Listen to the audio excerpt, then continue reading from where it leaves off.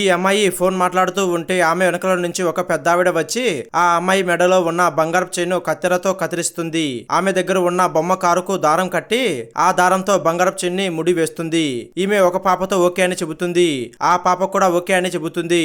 ఈమె ఆ అమ్మాయితో మేడం ఈ అడ్రస్ ఎక్కడ అని అడుగుతుంది.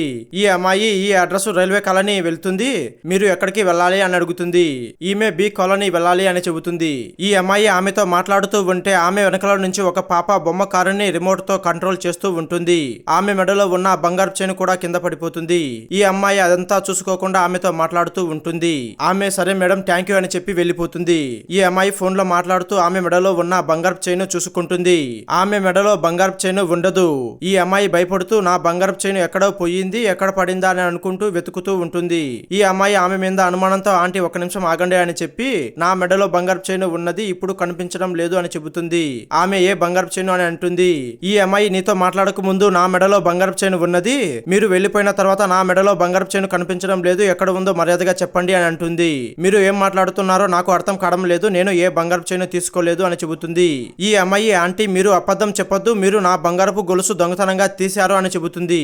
ఆ తర్వాత ఏం జరిగిందో కావాలి అంటే ఖచ్చితంగా పార్ట్ 2 అని కామెంట్ చేయండి. అలాగే మన ఛానల్ ని సబ్స్క్రైబ్ చేసుకోండి.